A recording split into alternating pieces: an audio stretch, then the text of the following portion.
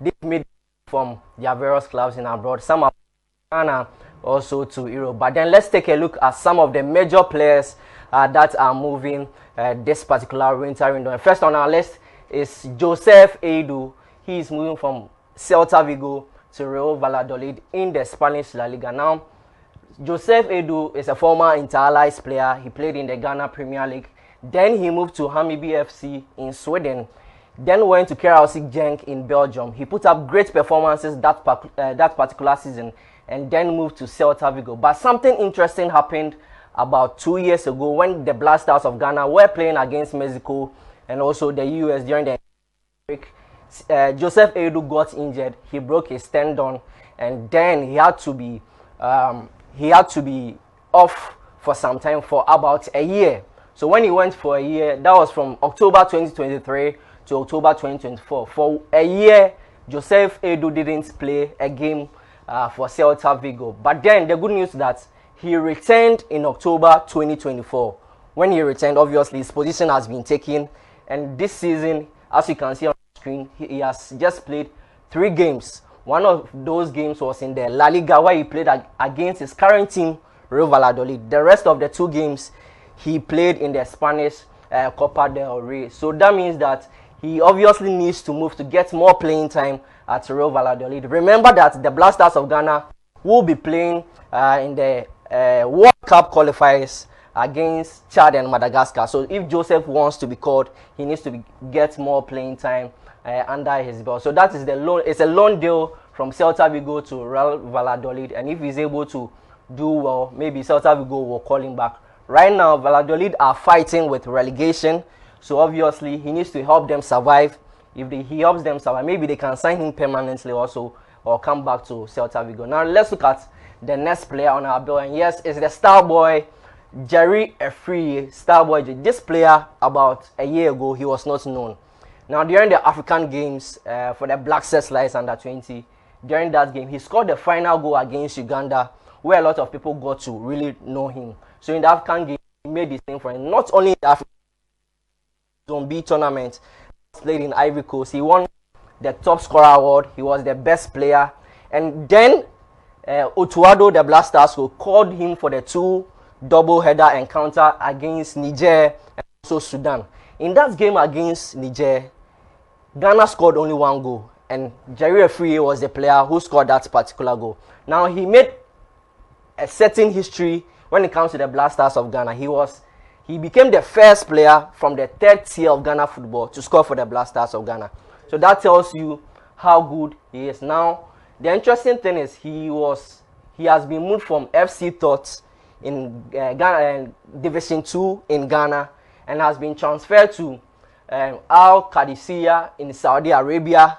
But then he has been loaned back to CD Lugo in Spain, where he will continue his development. If you look at his achievement, he has 1 cap for the Black Stars, and he has 1 goal for the Black Stars. So 100% record so far for Jerry Efriye. He has 1 cap and also has scored a goal. And as you can see, he's a gold medalist in the African Games. A lot of teams were chasing him when it comes to you, but he decided to go to Saudi Arabia and also go to CD. Even I think even in this WAFU under 17 qualifiers in Togo, he was one of the players who he won the best player. Absolutely, top scorer of that as well. But for me, I think that this is a player with so much promise, young player who should be aiming for some big club, but to move to I think I will agree with you on this, because I was a bit thinking about prominent player or players with prospects go to clubs, we don't hear about them again.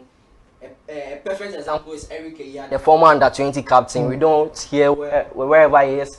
But for Jerry Efriye, if he wants to play for the Black Stars, maybe you'll be scoring miraculous goals at CD Lugo, maybe for him to be called. Now let's move on to another player, and this is Michael Beidou, former Visions Football Club player. He moved from Visions FC, went to IFSburg in Sweden, and now he's at Plymouth Argyle in the Champions. And now an interesting thing is that Argyle signed him for an undisclosed record fee. So that tells you the respect they give Michael Beidou. Now let's look at the reason Michael Beidou was signed. Now for IFSburg last season, he scored 15 goals in the league and Europa League. And shockingly, this is a player who does not like the cameras.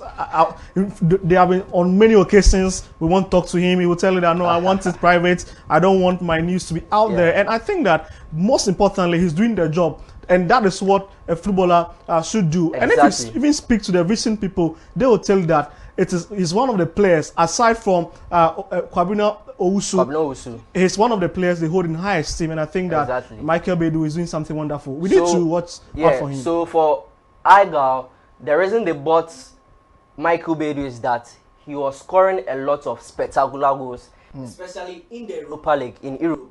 And he was also scoring more goals in the league. Now they wanted him last summer, but Elfsborg said no, we need our player for the Europa League. So if you really want him, you just need to wait for winter. And the player also wanted to move to England. Obviously, a lot of players would like to play in the Championship, and if they perform well, they obviously go to the English Premier League. So that's the reason he left IFS Elfsborg to Plymouth Argyle. Now for the national team, an interesting thing is, whilst Michael Bedu was performing so well, he was not being called to the Black Stars. That's a lot of questions a lot of people were asking. He was only called because during our last international game, a lot of players decided not to come. Thomas Partey couldn't come. Show up, in the midfield, even at attack, we had Antoine Samuel, Inaki Williams. So until these players didn't come, remember Samet too moved to Sunderland. He got an injury and couldn't come. It was until then we saw the need to call Michael. Now, when he came to play for the Black Stars, he has 3 caps. In the game against Sudan at the Accra Sports Stadium, he came from the bench and he was superb. Against Niger, he was one of the players who were controlling the midfield. And in the next international window, I'm sure Otuado will call Michael Bedu to feature for the Black Stars in the World Cup. Aside the players getting injured, I think one of the things that endeared into the Ghanaian fans was the fact that he scored in the Europa League, I think against AS Roma. Yes. So he scored the only goal against AS Roma in the Europa League. But even then, he was not still called. Yeah, but at least that gave him the spotlight. That gave him the spotlight. Already, he has played 4 games for Plymouth Argyle.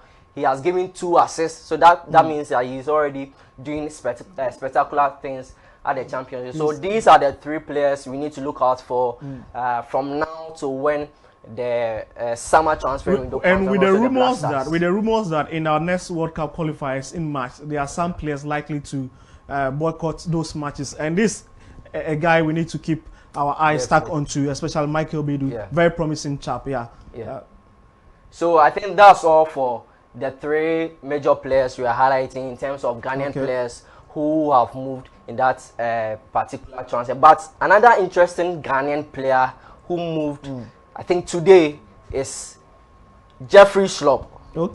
Jeffrey Schlupp has also moved. I'm looking for a way to describe him. Is he the abandoning child or? Yeah, he's played for the Black Stars before. But remember, in our World Cup in Qatar, he wasn't called to really play for the Black Stars. But then he has made a move from Crystal Palace. He wasn't getting some game time when it comes to Crystal Palace. So I think he's also one player that has moved from Crystal Palace. So this is what we have for our viewers when it comes to the Ghanaian interest of this particular window transfers. But we cannot finish the Ghanaian conversation without bringing Thomas Partey into the fray. The fact that there were a lot of speculations around him as to whether Arsenal will want him to stay or Arsenal will have to ask him out of the Emirates Stadium. And it looks like finally the man who is in charge, Arteta, has decided that Thomas Partey will stay. Are you surprised about that? Thomas is staying, but he hasn't signed a contract yet. We need to understand that he is still at Arsenal. His contract will end in December 2025. At this point, he is free to speak to any other club. So we could see Thomas playing for Arsenal till December. If Arteta gives him a contract extension, then he will be staying. If not, he might not be staying. Already, if you look at that midfield of Arsenal, he has brought in Declan Rice. He has brought in Mikel Merino. During this winter transfer, we heard that they wanted to bring Zubimendi.